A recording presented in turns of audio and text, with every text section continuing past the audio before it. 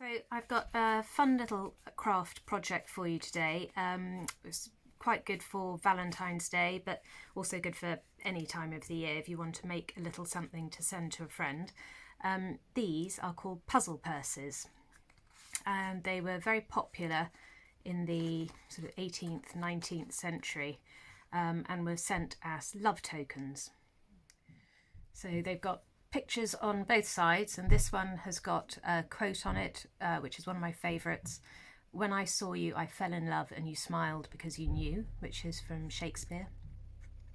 So we've got a little heart, and then on the back we've got the willow pattern lovebirds, and then it opens up or unfolds, and I've put a heart-shaped padlock with another little quote and some keys, and then that again sort of pulls open to reveal another message inside. So that's what it looks like opened up.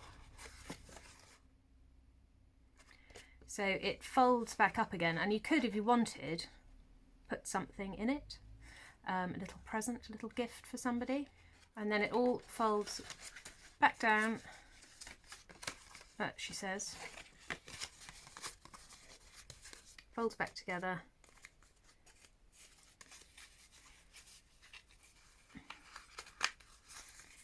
into a nice little neat square. So to start with, I'll show you how to make the actual shape, how to make the puzzle purse.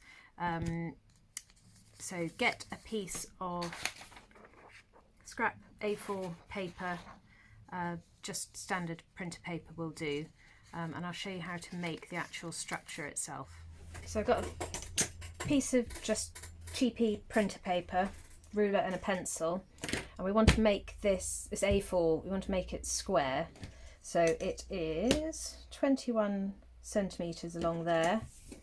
So I'm just going to mark 21 centimetres along here and along here.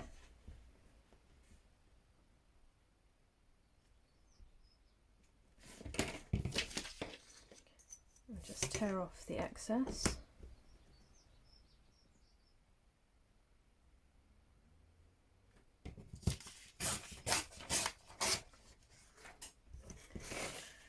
So we've got a square piece of paper, so we want to fold it corner to corner.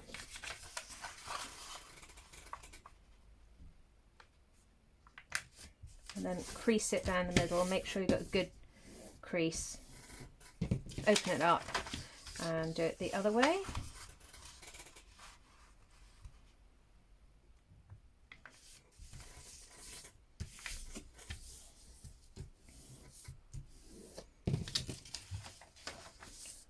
So you've got your line that way and your line that way. Now we need to split each side into 3 sections. So it's 21 centimetres, so I'm going to just draw some little marks on at 7 and 14 on each side.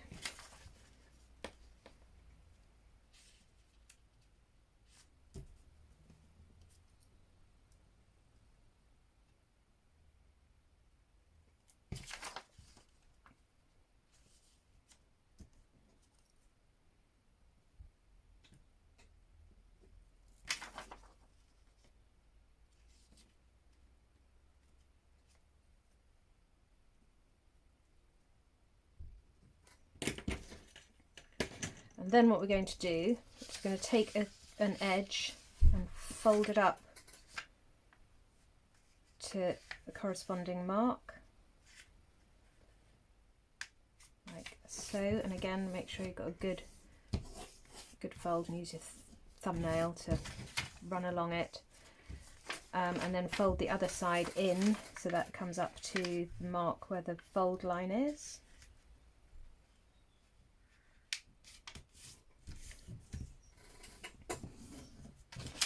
And then do it on the other edges.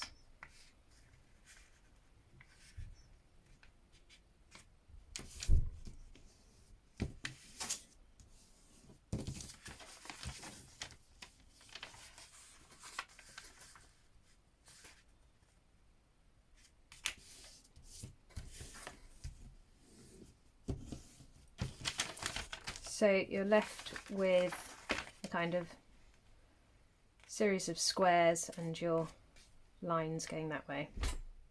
So now you want to turn it over, and you're going to fold, put my teeth back in, you're going to fold the outside corner into, so imagine this is your inside box, you're going to fold that outside corner to the inside corners with each one. So this corner goes up to there, and just fold and crease along the line. I have to turn it because it doesn't work for my head otherwise. That one to there.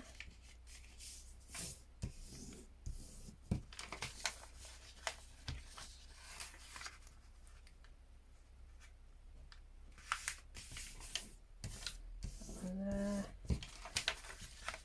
And the last one.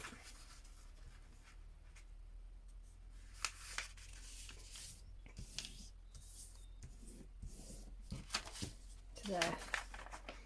And then you're going to turn it over again, and this is where it starts to get a little bit complicated, so I'm going to draw on mine so I can show you where I mean, but this line here,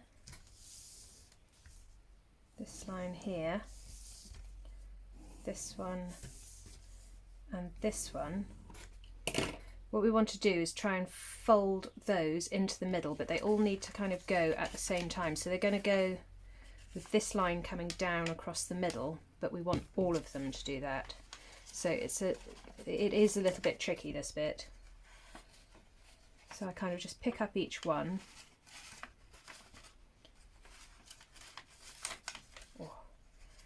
And then squash it down so you're left with a kind of windmill. Like that.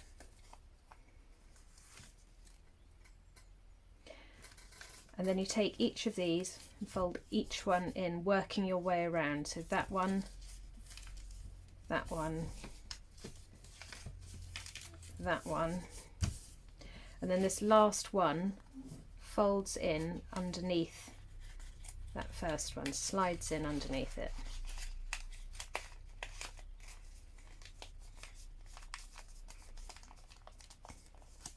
So there we have it. So that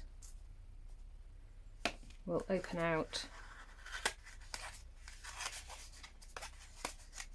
to reveal whatever you put inside. So now you know how to make the structure, you can have a go at making one on some better quality paper and decorating it.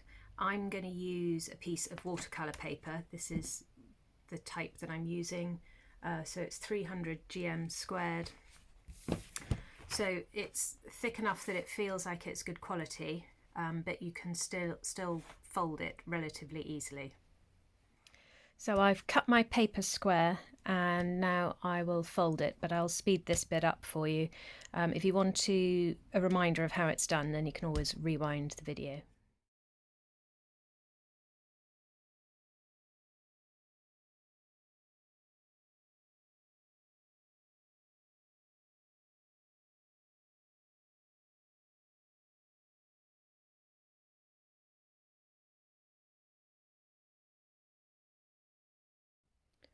So now you can just draw on it, paint on it, or decorate it however you like.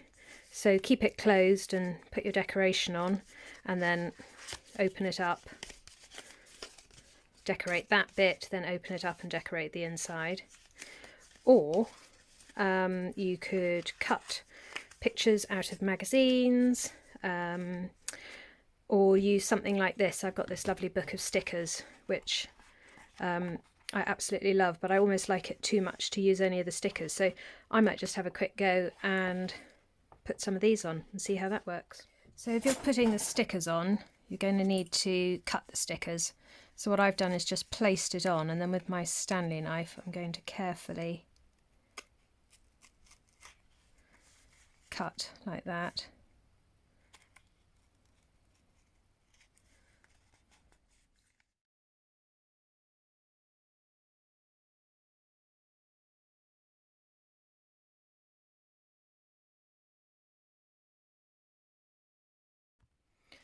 So I've stuck some stickers onto this one. It's not the world's most exciting, but it's quite quick just to show you. I quite like it when things look a little bit old. I like this Distress ink. I've got the vintage photo one, and it comes with this little sponge. And you only need a little bit, but just to kind of put onto the edges to look as though it's had some grubby hands holding it over hundreds of years.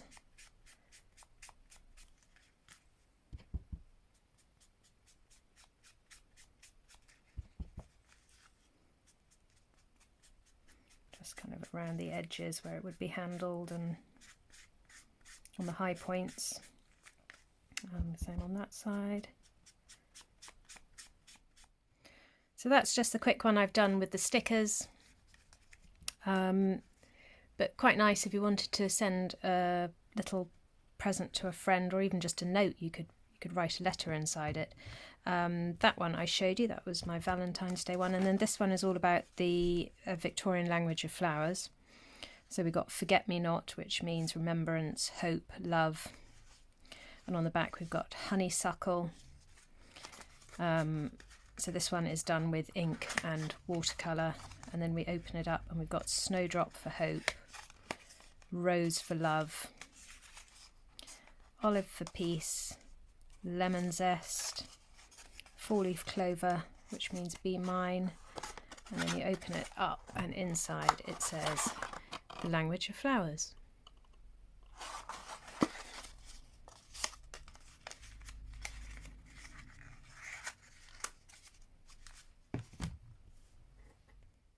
So you can kind of do as much or as little as you want with them. The one with the stickers, they weren't very sticky stickers, and I had to use some Pritt Stick. But yeah, decorate them however you like and for any occasion really, but quite nice for Valentine's Day. If you do make one, you can leave me a comment, tag me on Instagram. I'd love to see what you make. Hope you enjoyed it. Thanks. Bye.